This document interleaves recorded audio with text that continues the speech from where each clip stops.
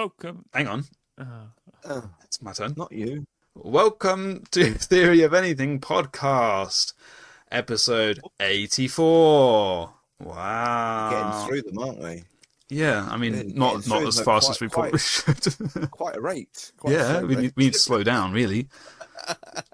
Steady on. Yeah. Now, it has been a while since our last release, but rest assured, it probably will be a while until the next one as well. No, so don't be so. We'll just carry on. Let's try and think positive. Oh, yeah, no, it's going to be different this time. That's half full and all that. Yeah. We'll do another one next week, shall we? Do another one next week. Wow, okay. busy. Oh, dear. My name is Devon. I'm your host for the evening. I have my co-hosts here, Ford. Hello. And Dad, Andy. Hello. Paps. How are you? I'm good, thank you. How are you both? One at a time, please. Which one first? I suppose Ford first, because I said hello to Ford first. I'm very good, thank you. I had an idea the other day about, when I was listening to a podcast, I was thinking, why isn't there a podcast app that intersperses your listening to the podcast with music? Maybe music from your Spotify or something like that? So it'd just be a bit like radio, except it's what you want to hear rather than nonsense. Why is that not a thing? That probably a good idea, actually. But what about for the podcasts that already have music over them anyway? I don't listen to those, so it no, okay, that's good. We did try that once, didn't we? We tried that once. Just put in random. Oh yeah, we did. Songs. We did. We did. No, we did. It's when Trinity was doing this. Yeah, we had a background music.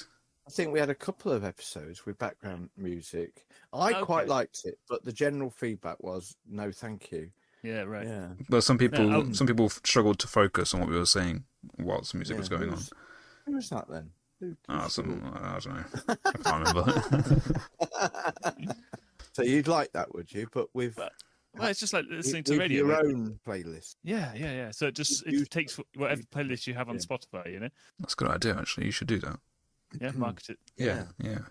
Patent it. On Dragon's Den. Great.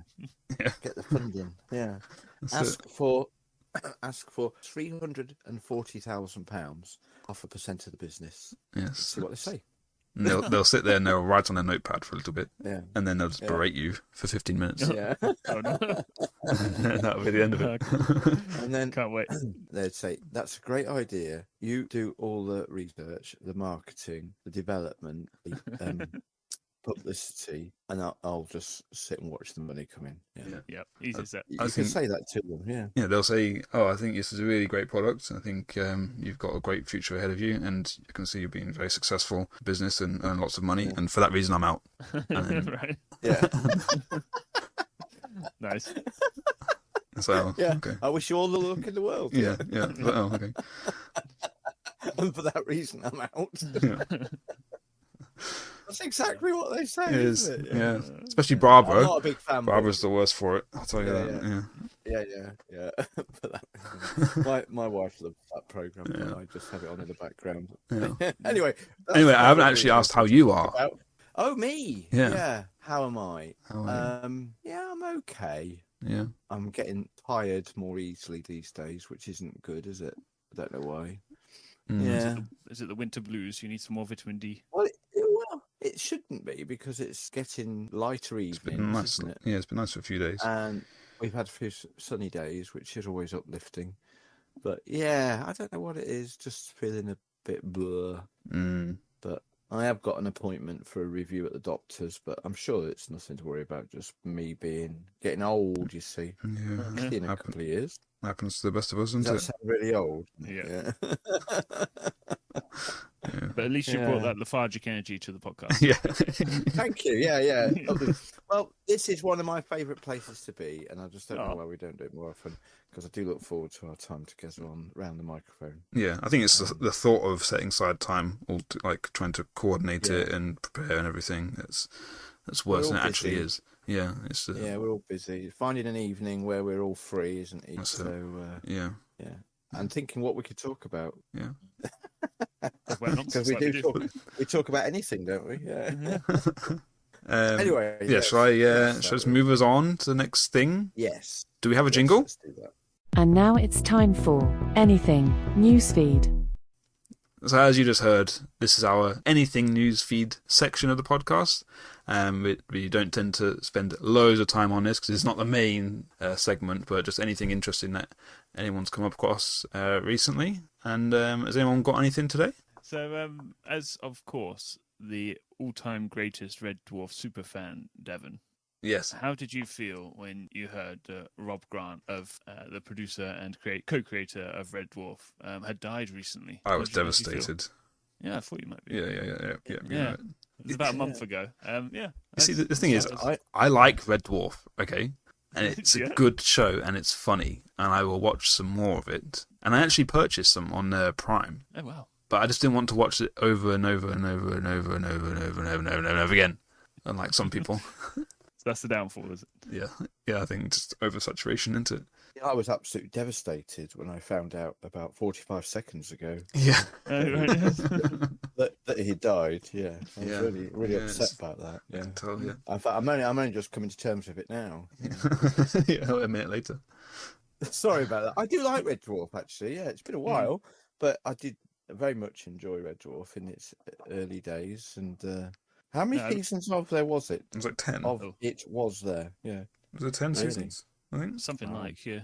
And obviously they did books as well. I don't know if you know, there's two creators. They both did their own book universes of the mostly based on the episodes. But yeah, I really enjoyed his version. Actually, it's good. Yeah, so it's very sad that he died.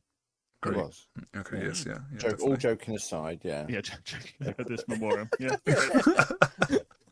We're very tactful here. Yeah. So does that mean there's going to be no more Red Dwarf? He'll be greatly missed. Yeah, is there going to be no more Red Dwarf things then? Well, this is the thing. Rob Grant and Doug Naylor, they had disputes over the rights for it, so it stopped being made for a long while. I don't know if that got resolved beforehand, but it's presumably definitely resolved now. Yeah. So I don't know if this means there'll be more Red Dwarf in the future. I don't know. One thing that just springs to mind in thinking about Red Dwarf is there was an episode, wasn't there, where they met Jesus, didn't they? Yes. Yeah, well, how did you feel about that? Was that done in good taste or not so? I think the entire show is bad taste. Yeah, I forget now the details of it, but I remember there being an episode where they didn't go back in time, though, did they? I don't know. Yeah, they did. Yeah, time travel in Red Dwarf. Yeah, there is. Yeah, they do all the cliches of sci-fi in Red Dwarf. Yeah, but at the very end, you find out it wasn't actually the real Jesus. Yeah. It was just because Jesus is a very popular name back then. Apparently, it was just a random guy. Good. I think it was a funny episode, but I just wondered how we felt about it. Yeah. Yeah, it's quite very good. Excellent. Thank you for that. Anything Thank else? You. What was his name again? Thank you, whatever his name was. Yeah, you sorely missed. For your contributions. Yeah. Rob Grant. Rob Grant, yes. Anyone else got anything? Well, I wondered. It was a massive hit recently. Avatar 3, The Way of 3D. Paps. Fire and Ash, I think it was called. Fire and Ash, yeah. Yeah. I'm thinking of The Way of Water. The Way of Water, second one. Yeah. See also Avatar 1 and Avatar 2. Yeah. Okay. Oh no. In terms of plot, yeah. Oh, okay. I went to ask, was it as good as the hype? Because I didn't see it. Did Devon see it? No, I haven't seen it. No, okay.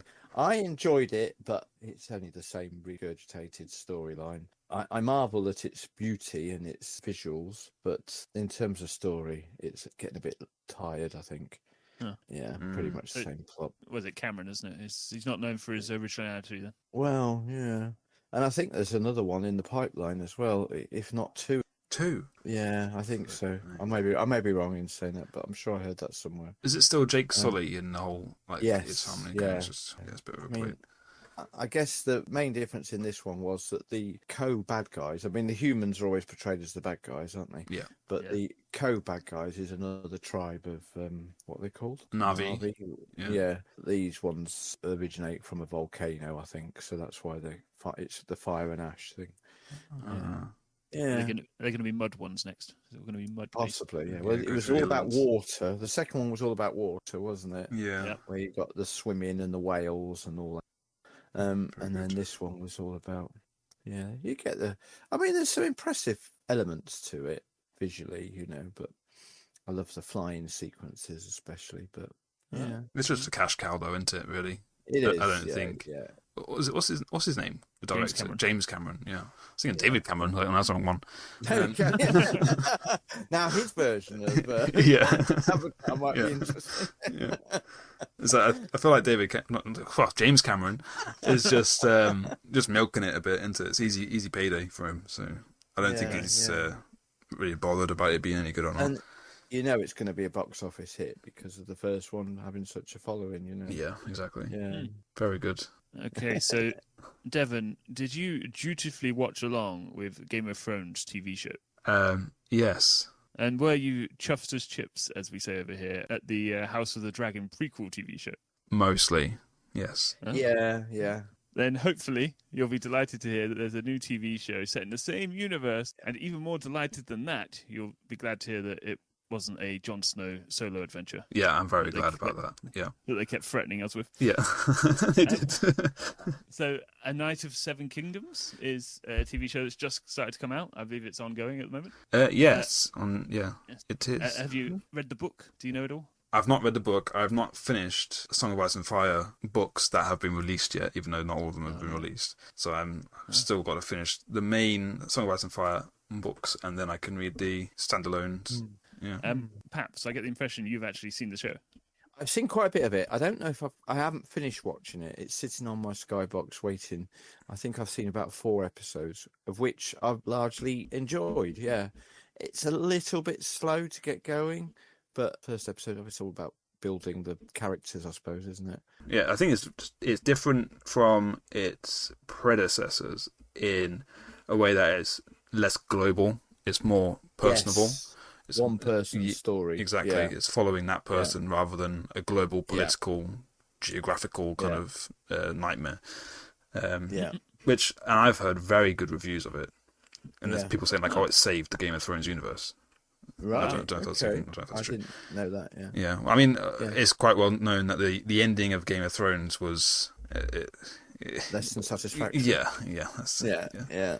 pretty poo. So people went off it, I suppose, as a franchise. But they're saying this has saved it in some way. Somehow, I don't know how it happened, my Skybox has now got every episode of all of 8 seasons, was it? Of Game of Thrones? Yeah. All downloaded on my Skybox, which has taken up rather a lot of space. Yeah. And I had started to watch them all again from the beginning, but I haven't finished season 1 doing that yet. Yeah. So I would love to do that, to go through it all again. They take a lot of time, though, don't they? A cast of hundreds almost, isn't there? Throughout those 8 seasons. Whereas this new series is very much focused on the main character. Am I right in thinking it's set between the 2 other shows? That's what I heard. Yeah. Right. The dragon. What's the other one? House of the Dragon. I did watch 2 seasons of that. I think I watched those. Yeah, there's a third coming out. And you asked the question. Oh, is there? Yeah. That's got Doctor Who in it, hasn't it? Yes, it has. Yeah. Yeah. Well, he's a time traveler, I suppose. Yeah, that's right. He can go wherever he wants. Yeah. A blonde Doctor Who. Yeah. I really like him in it, to be honest. I think he plays his character quite well. I assume we're talking about Matt Smith, is it? Yeah. Yeah, good, right. Yeah. Okay. But I have access now to watch Night of Seven Kingdoms, and I'm very much looking forward to it. I'm just finally trying to finish Peaky Blinders. Oh. Because we're on season 6, episode 3 or 4. So I just need to finish off Peaky Blinders, and then I can watch Night of Seven Kingdoms, which leads us on to... Speaking of Peaky Blinders, nice segue, by the way. Thanks. You've obviously badgered me into watching it as well. Yes. I got it up to season 2, enjoyed that, but then when season 3 started with basically the same nonsense, I was a bit like, ugh. That's not true. Ugh. I can't remember, That's to be what honest. It was ages since I watched that. Fair enough. But there's talk, murmurings, of a Peaky Blinders film coming out this year. Oh. I have a feeling it's straight to Netflix, but yeah, that should be interesting. I don't know if you're excited by that one. Featuring the same people? I assume. I've not seen a cast list, but I've not seen the end of the TV show yet, but I don't know how it would feature the same people by how it seems like it's going. Interesting. Without Looking spoiling at it too right much. now, yes, same cast. Oh, wow. Yeah. Okay. You like? You know that? I can't really add to this conversation because I've only ever watched about 10 minutes of the first episode and decided that wasn't for me. Really? Well, it wasn't for me and my wife. That's just Yeah, yeah. I understand probably would have enjoyed it if I'd been on my own. You're into like gangster shows, I thought, like Sopranos and things like that. I like the modern gangster film or TV show, The Wire and things, which are quite brutal and harsh, but in theme and content. But I don't know what it is. Obviously, it's set of a different era, isn't it? Yeah, it's post World War One, Birmingham. Oh, is it? Yeah. Birmingham. Oh, I didn't know. Birmingham. Okay. I really do enjoy the soundtrack. I think it does a lot of the heavy lifting on that. Yeah. Yeah. It's very, cool. very well put together. Okay. Like, I would highly recommend it, especially to you, because I think it's right up your street. I should give it a try, shouldn't I? Give it more of a try. Yeah. It's prestige television. It is. Every time we do an episode, I end up having to watch more other stuff. Yeah, you're discovering things. It's good, isn't it? You're opening my eyes. I was listening back to an older episode before. I was like, I still haven't watched that. And I said I would. Yeah. Oh, dear. Yeah. Well, something you should be able to contribute to. There was news in December last year, that the Oscars are not only moving to ITV, but also in 2029, I think they pretty much sealed the deal now, that it's going to be on YouTube for free for everybody. Really? Yes. On YouTube? I missed that. But it's on in the middle of the night. It's not so much which platform where you're going to see it. It's about what time it's on, isn't it? Because it'd be in the wrong side of the world. I mean, I haven't got a platform as it is, so I haven't got Sky and ITV and all that kind of thing. So there's a chance on YouTube. I suppose that it will meet a broader audience, won't it? Wider audience. I've got a thing to read here. The Academy of Motion Picture Arts and Sciences announced on December 2025 that YouTube has won the exclusive global rights to stream the Oscars beginning in 2029. This ends a 5 decades partnership with ABC, which has been, largely doing it. Yeah. Okay. Do you think that's because terrestrial TV's dying and no one cares about it anymore? Possibly. Yeah. Possibly. Everyone's on YouTube. Everyone. Yeah. Even us. And their dog. Us and their dog are on YouTube. Yeah. In all our glory. In all our motionless glory. Yeah. I think we should animate that ourselves just bopping to the left and right of it. Yeah. Excellent. So that's all I had on that. Great news then, isn't it? Very good. Okay. We'll look forward to it, shall we? On YouTube. Yes. I thought you might be a bit horrified by that. What? You're elitist or something? I like YouTube. They might chop it up and show clips, might they, and shorts and things like that. Mm. Yeah. I don't like shorts. Better trousers. All right. Okay. Good. Thank you very much, guys, for that section. I believe there's nothing else to cover, which takes us to our next and most important section. And now it's time for Ford's Chosen Subject. So, Ford, thank you today for, I believe, bringing us our feature segment. Daily bread. Our daily bread. Daily bread. Lead us not into a boring segment. That's right. No, and it's over to you. All right, so I was going to talk about something completely different, but I was listening to this podcast where they were talking about intersexual mating strategies amongst women. Great. But this has nothing to do with that, but it did get me thinking about masculinity briefly. So I threw all my notes of whatever I was going to talk about in the bin. And now I've just got a few random questions, and you guys are going to have to do all the heavy lifting. Excellent. So throwing this on to us. Yeah. Notice. I'm ready. Okay, well, we'll do our best. So when I say masculinity, what do you think about that, or what it is? Huge muscles. Yes. Deep voice. Yeah. Nice. A facial hair. No, I don't know. Because it's been very much in the zeitgeist, isn't it? About the whole, masculinity isn't what you think it is. Christian masculinity is all sorts of very good and virtuous things. I don't know. Do you have much to think about or say about any of that? I'm a very big fan of Stoicism, and I liken this to masculinity. And even though you're going through something maybe difficult, putting the weight on your shoulders and carrying on and protecting your loved ones, maybe your wife or your children, from that weight and that burden, I think is the height of masculinity. So it's more of a mentality. Yes, definitely, rather than a physicality. Appearance, yeah. Yeah. Yeah. I like that. Yeah. I certainly like that idea and it appeals. You got any thoughts, Paps?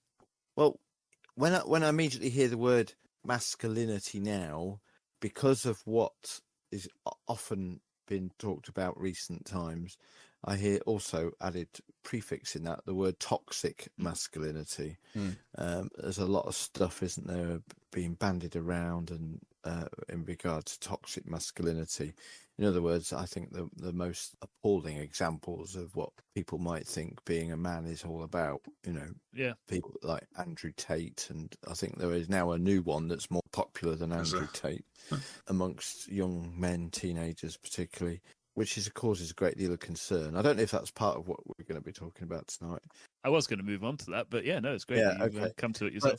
But it's sad, really, that was the first thing that sprang to my mind when you use the word masculinity, because I've heard it often spoken about in however long now, 12 months or more, this phrase toxic masculinity and all the appalling examples of what that brings. So from a positive, because if you want to talk about that later, that's fine. From a more positive angle, I kind of go along with what Devon said, that being a man is about taking responsibility for yourself and the family and doing what's right, good example to other generations that follow us, I mean, from a Christian perspective, there's a lot, the Bible says a lot about that, doesn't it? Yeah. I'm not sure. I'm sure if we talk about it, more will come to me. My lunch break, I was watching some videos, and a video of a guy going through the Bible's requirements for wives and for husbands. Obviously, for the wives, it's like, submit to your husbands. And everyone's always very, uppity about all of that. And then the requirements for the husbands is to... What, uppity women get upset by that? Oh, no. Never. This is going to be a popular episode, isn't it? Okay, yeah, carry on. Let's let you make your point. I'm getting to a good bit. But the requirements for the husbands is to love their wives as Christ loved the church. Yes. And to also justify your wife to God as well. And it's like, how on earth am I going to live up to this standard of masculinity? Because it's a husband, it's a man. This is solely for a man. And it's like incredibly. Like, how am I supposed to love my wife like Christ loved the church? Like, Christ died for the church. Christ gave his everything. Yeah, everything. Deity, I suppose. Like he came down from heaven to live in squalor and get beaten for the church and get killed for the church. And like, it's just such an incredibly high standard. But I think that's the standard of masculinity, and I think that's the peak of masculinity. I think by those standards, then presumably not only is it impossible to do, but many men presumably aren't even trying to accomplish that sort of goal. Yeah, that's not even in the heads of most people. I think a lot of men want to love their wives and want to care for their wives, but they don't understand how Christ loved the church. So like the metric is all off. The means by which you can measure yourself isn't there. Why I point this out is because it's purely directed towards husbands, whereas some of the things we've said already is like, I want to be a good example to the next generation. You can say that's the same for femininity as well. True. Whereas true. This is a direct commandment and instruction for husbands. No, that's a very good point. If I may take a sharp left turn out of spirituality and more into modern culture, I suppose. What do you think it is about sports cars that appeal to men so directly and not really particularly to women? We are talking in big generalities here. Yes, huge generalities, yeah. I've got a lot to say if you want me to go for it. You want to keep talking? I'm keen to hear this. it. This is the stuff I think about this kind of stuff quite a lot. Okay. So for sports, men are very competitive by nature, much more than women are, and they're much more physical as well. So sport, I mean, you can get virtual sports of which men still dominate, where you think, well, there's no physical advantage here, but men still are. They're just so much more competitive on average. So you have the top of the top being the best, and most of the audience are men because they're interested in competition and they're probably involved to some extent in that competition themselves. So an example being something like chess, like there's no physical Exactly. advantage. Yeah, but still the men are the best. And the men are the highest portion of the player base. And it's all about the conquering something. It's like where we climb a mountain. It's because we have this innate sense to conquer and to achieve. To overcome a difficulty and to and you have that for against other people as well, like competition against people. I want to conquer this space and prove to everyone that I am actually better than you at this thing, and that is very strong in men from what I can see, rather than women. And then, as kind of briefly mentioned, the physical nature of cars, guns, most sports. Men are very physical with their hands, whereas women, they like to think about things, be artistic, and write about things. Men like to do things. I wondered also, is it a somewhat social thing where men like to stand around a thing and talk about it rather than talking directly to another man about how they feel or think or anything like that? They rather talk about a thing. And sports and cars and guns, they provide a brilliant thing to just keep talking about. Men like big picture subjects. So men will talk about politics, talk about sports, and talk about things that don't involve themselves directly or their immediate circle of people. Yeah, men don't like to talk about emotions. No. I'll just interrupt and say we are speaking in huge generalities. Oh yeah, here, aren't we? Yeah, and there is always going to be exceptions to the majority in all these areas. So a lot women's sports is much more than perhaps it used to be now. Yeah, so definitely. there is a degree to which it is probably becoming less so. Yeah, but yeah, I think there's definitely something to that. Wanting to solve a problem, I think, is and conquering something is probably more of a male trait than a female trait, perhaps. Yeah. But again, I'm tentatively walking around this because I don't want anybody to think that all men are like this and all women are like the other are not like this. There's definitely that is not what we're saying. I 100% agree with you. Like, I think it's okay to talk in general terms because we're talking about a population, but men and women are, for the most part, very similar. But say women, if you have a metric for it, say men are 60% competitive and women are 40% competitive at a population level, because there's so many people, the vast majority of the best at that competition will all be men, even though it's only 60-40 difference. So on the whole, on an individual level, when you pick out a random person and compare it with another random person, they'll be much more similar than they are apart. But at a population level, those differences are exaggerated. I hope I didn't. Did I interrupt the flow of where you were going with that? Sorry, I can't remember. I can't remember what I was saying. Sorry. Men they like the big picture things. So yes, that's I'll talk. I'll talk to you about politics and global situations and sports because we can all relate to those big picture ideas. Like right now, we're talking about ideas of society and how society functions. Whereas women, again, generally, they talk about how they're feeling and how their friends are feeling, how their family, their children, things that directly affect them in their world. So, I think when you said about the big picture things as well, it made me think of things like I get the impression like men can really enjoy like the ride of Rohirrim out to their eventual demise, and it really hits men, or the fall of Numenor, and it hits you. Yeah. Or Game of Thrones, where it's like big picture storytelling. So even in fiction, I think men are more drawn to the bigger picture, like you say, and the women prefer the more intimate, character-driven plots. Yeah, I think I mentioned this before when we were talking about House of the Dragon on a previous episode. I was really following the politics of House of the Dragon and the houses and how they all relate to each other. But the names of the individual characters, Rebecca was all for that. Like she knew like the children's names and everything. She knew like the people. I knew the politics, and that was just like highlighted that. Just what you pick up on, Each of you pick up on different elements, Yeah, exactly.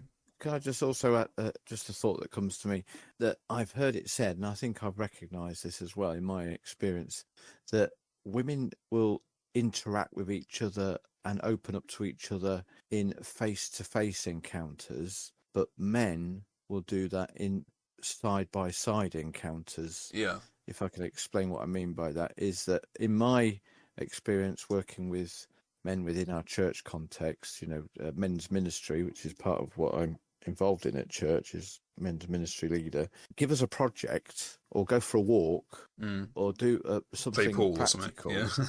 Yeah. We'll get shoulder to shoulder, or we'll be walking alongside each other, not making facial contact, and conversations flow. And not emotional necessarily. You're not going to break down in tears in the situation, but you're going to be more open and willing to disclose things that you would not if you were sat opposite one another having a cup of coffee so much, So I think that's another element where women and men differ. I don't know if Do you think that's men are less comfortable sharing? Is that why? Just they feel like there has to be some kind of out at any given time. Yeah. I think I've had some of my most meaningful and honest and real conversations with other men when we've been going for a walk together, because we're not looking at each other. Yeah. Do you know what I mean? Yeah. And we feel safe in that situation. What does that say about us as men, though? I don't know. Well, I did want to move on to toxic masculinity. Presumably that will lead into this, but I want to hold back a little longer. What makes you feel masculine, and what makes you feel demasculated? Emasculated. That's what I was. Do you want me to go first again? Go on then. Yeah. All right, go again. I feel like it's a lot to do with feeling in control, which isn't necessarily a good thing, because I know you're talking about like how like society wise, but if you also take it in like more spiritual context as well, we should be living in a position of trust, living out of our own weakness, because when I am weak, then he is strong. But when I feel less in control, I feel less masculine. I feel like I'm not able to care for my family as well, not able to protect them, not able to secure a better future for them, or whatever it might be. So it feels like you're not doing your job properly as a man, if that makes sense. I can definitely get on board with that, because there is something quite thrilling, or maybe masculine, about being dominant or in control. And we can't control everything. So, it's the sort of thing that kind of hits you where you live, I find anyway. Yeah. But then you get these things come across, and it's like, well, this is where I'm supposed to be leaning on God. This is where I'm supposed to be trusting Him. I haven't necessarily got control, so maybe this is a good thing. Maybe this is trying to teach me something. Do you have any thoughts on that, Paps? Yeah, I think when I feel least, what does the phrase use? Emasculated, is that right? Yeah. How do I say this? Just thought, obviously you know, maybe the listener knows as well, maybe it's been mentioned before, I'm on my second marriage now. Was married to your mum for a good long while, and maybe some of the mistakes I've made in the past is feeling like I'm the one who needed to solve the problem, whereas perhaps what was needed was me to listen more and try not to fix everything. So perhaps that's a personal failing of mine, but there perhaps is something of in us as men who want to solve problems, so if there's a problem, I've got to have an opinion on how it should be fixed. Rather than perhaps just what I really need, what other people might need from me is just to listen, rather than try and be the fixer all the time. So, but there is something about that, I think. I it might just be me, but if I see something that's not quite right, I want it to be made right. And I look at my own life, I look around me and I see things that aren't where they should be, and I want to put them in the right place. I want a drawer for all my spare batteries that's just for my spare batteries. Do you know what I mean? Yeah. I'm just saying, everything should be in order, and it's not, and it frustrates me when it isn't. But I have an urge to want to put those things right.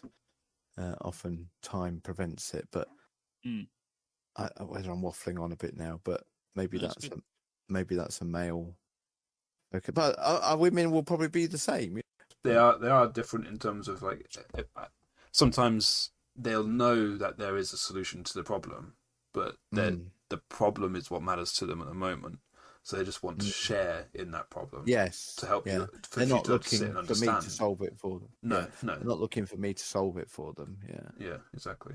But as a man, I feel I should. Yeah, because it's like, well, there's a problem. Let's just fix it. Like, come on. Yeah. But those sort of problems aren't fixed with a hammer and a nail, are they? No. And not all problems in life can be. Yeah. Anyway, I think that's a fair segue onto toxic masculinity. Then, do you believe it's a thing? And if so, how does that exemplify itself? I suppose. How does that happen? I mean, I'm completely. Yeah, go on. No, I've been first every time. Okay, I'm completely bemused by this emerging idea that a lot of teenagers are grasping onto, that the way we treat the opposite sex is your sign of being a good man is to treat them so despicably. That's what I have seen and heard about. I choose not to go too far down that alleyway because it sounds awful. But what is it about this teaching and this way of living and being that's being portrayed by certain individuals that is attractive to a teenage young man? I think it's the promise of success, and it's like at what cost? Well, What cost? The average boy now, I suppose, call him a boy, in the kind of society we're in now, feels very disenfranchised. So you get these fringe personalities who are saying you can earn respect, you can earn purpose, you can be more, you can be successful, you can have this Lamborghini, whatever the heck. But it's just a lie, isn't it? It is, yeah, because that's not where purpose and fulfillment comes from. No. At all. Which is why you see church attendance amongst young men go up as well, because they're realising that they've been disenfranchised. They're realising they need something more. But they're also, again, on the fringes of going into that toxicness. I haven't got anything against the term toxic masculinity, I suppose. As long as you separate it out from actual masculinity, I'm fine with it. But it's like I must prove that I'm above you no matter the cost. And by demeaning you. Yeah, demean you, exactly. Yeah. Yeah, I've been talking a lot about this with other people in my life recently. It's just like the success of taking a work context, the success of a manager is how well they're building up and encouraging the people that they're managing and finding the good things in them to highlight those good things and highlight their success. For people makes the best boss. Yeah, not someone who finds all the bad things and highlights the bad things and knock people down just to make themselves look higher. Even though they're not actually any higher. I think there's always a root cause for those sorts of desires. So I think probably toxic masculinity leads directly into all the worst traits of a man, where you probably just want to dominate so ruthlessly because you feel insecure or anything like that. Or basically it's just because it's the most natural thing you can want, if that makes sense. A hypersexualized, just hyper emotions that just Andrew Tate or anyone like that will just satisfy rather than actually developing as a virtuous man. It's the worst thing. Yeah. What are your thoughts on? Well, I know you shared a bit then, but you brought this subject to us. I kind of have this theory that we'll never be able to tell, but I think these things that drive a man to conquer and to master and control, that it's through that is the only way in which civilization could have been created.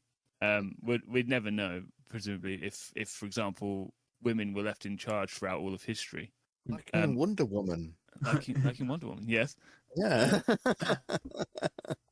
They become all the best warriors, It's a pretty safe bet that every house all of our listeners are in right now was made by a man. Every electrical grid was made by a man. Like these are things that required massive amounts of coordination and everything that you can imagine. You get female tradespersons nowadays. I see female lorry drivers. I see, have you seen female refuse collectors? So it's a changing world, isn't it?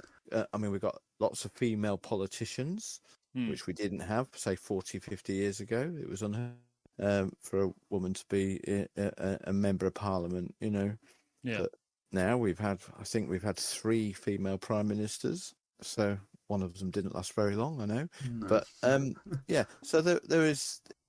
We're living in a changed world, aren't we? Where those male-dominated Fields. fields. That's a better. I was trying to think of something that wasn't just related to work, but those. Although I've just listed a whole list of jobs. Yeah, those is less so dominated by men. It's less so, but it's still dominated. I don't think I've seen a female tradesperson come to fix my toilet. No, you likely mostly to have an electrician or a plumber to be a male, but they do exist. But I've seen vans going around with women, at the wheel doing men what would be traditionally thought of as men's career jobs, So I do think Ford's got something though in terms of everything that we kind of rely on a day-to-day basis, like the upkeep, maintenance, invention, is all for the very most part due to the work of men. So like, which isn't a bad thing against women. It's just highlighting a good thing for men. And men and women are good at different things, and that's just I think that's fine to say. But women can be good at these things as well. They can be, Yeah. Which is again, it's just like about the generalities, the generalizations. Yes. Yeah. You're on the M1 and there's roadworks. Surprise, surprise. You're going past these people working on the road. Yeah. I don't see any women. No, I agree. I mean, I'm a lot of what I do during the day now, which is driving around in the area, work for the HS2 route for the new high-speed railway, and it's all men dressed in orange high-vis outfits, So I agree, but that's more of is that because it's more physically demanding? Maybe, male, female physiques are different, but I think there's a change in that where roles were very clearly defined, say go back 40, 50 years ago, maybe less far back than that. These doors weren't open for women to, because, and also I just wanted to add a thought that came to me a moment ago was, of course, the problem with a lot of the career paths for some of less physical practices, maybe think about politics or business, the business world. If a majority of women will have to take a break during their career for bringing children into the world. Now that's not a interruption to the work life that men have to go through, is it? No. And unfortunately, employers consider that when they when they're looking at an application. I agree. Yeah. Unfortunately, you're right. Yeah.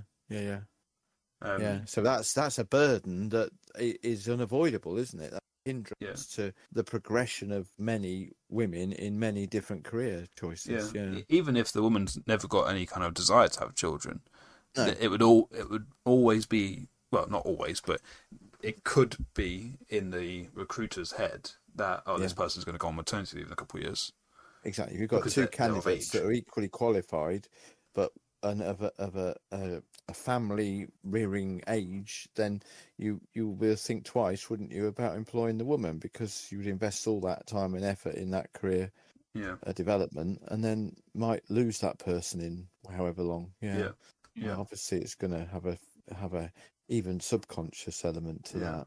I will say the invention of power steering. No, it's not really a joke. I mean, it is funny, but it's not really. It's done wonders for the women in the workplace.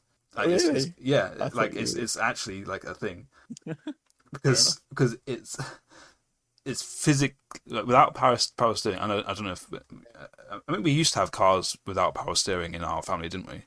I think I remember. Yeah. It's not within easy. Your childhood, we had cars that didn't. Yeah. So like really pull the steering wheel was quite a challenge. Exactly. And like a bus driver or lorry driver, even harder without power steering. I responded with laughter, but I understand what you mean. Yeah, it's more. It's opened the availability to it's lots of different technological advancements like that, like lifting equipment, things like that. Opens the doors to where that's not been the case previously. I basically had one more question. Since we tend to agree that toxic masculinity is a thing, sorry to take it away from feminism, but back to masculinity. What do you think could be done about it on a individual level and also on a national level? In what way do you mean what can be done about it? To reduce toxic masculinity, to get healthy masculinity. Okay. Yeah, okay. Promote healthy masculinity and diminish this interest in, I don't know, set good examples. Mm. Any opportunity we can to project the right way, the godly way that men should be towards other people. Yeah, I think it all starts at home as well. Yeah, and how I relate to my son's mother, aka my wife, shows him how he should relate to women in the future. Yes, yeah. And that the dynamic that I have with his mother kind of sets the example of what should be expected of him, not just for when he has a wife, but for any women. I mean, toxic masculinity isn't just about how you treat women, though. It's about how you are actually as a man as well, excluding women. But I think a big part of the harmfulness of toxic masculinity is how you treat women. How you treat everybody, isn't it? As well, how you relate to other men as well, and how you relate to yourself. Sorry for going off a tangent, but that's great. Like the gym bro steroid culture of the body dysmorphia is awful. It's like you're never big enough, or you're never, like, muscles are never as defined in the right places they should be, and it just goes down this spiral of dysmorphia. And it's just how, even if he's not getting anyone involved at all, just himself, it's not healthy for himself. I was listening to something about that the other day. Actually, it's interesting you should mention that. Yeah. Never realising it was a thing, but definitely. I don't know if that answers your question. Well, no, fair enough. Well, I guess we can now stop recording, since we've almost certainly been cancelled by now. Yep. That's the end of my segment. I hope that conversation hasn't come across in the wrong way. I think we want the world to know that we cherish women, hold them in high regard, and would never see ourselves. Well, I hope you do. I hope you do. Oh yeah. And that it's no way are we saying that there's any kind of diminishment of between men and women in a negative way, because I think you handled that pretty well with your discussion about being the head of the house and everything. It's tricky to kind of focus on what we're not saying, I suppose. Yes, that's what I'm just cautious of. Yeah, because I think it's an important subject, and I think we're not getting it right at the moment in society.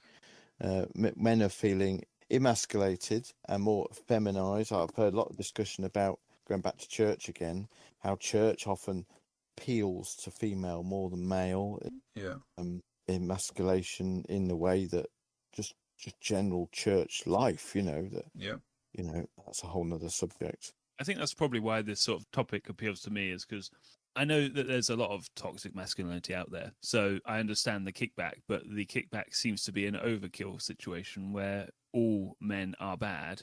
And unfortunately, we need men just as much as we need women on this planet. So you can't just get rid of them all. And that's... I mean, from what I've seen, that can be all masculinity is bad. Right. Rather than all men, it's like all masculinity is bad. It's like, if you act like a masculine man, because of the history that person may have with someone who's toxic, they have an initial aversion to you, where it's like, masculinity in and of itself is not toxic. That's why there's the suffix of toxic masculinity. It's something different than masculinity itself. Right. And I think masculinity and femininity have their own strengths and are both needed for a perfectly balanced and healthy society. Very interesting. Thank you. Yes. There you go. Very good segment, Ford. Now, if you get doxxed, that's not my fault. Yeah. Although I'm still sorry. We would love to hear what our audience might think if we're getting this completely out of kilter with other thinking, and let's hear what others think about this. There's a lot of professional thoughts around this, of course, because it's sociology. There's all sorts of conversations being had all the time, debates being had. So there's a lot of theories about how society functions with men and women. Like the whole gender war conversation is very big, especially right now.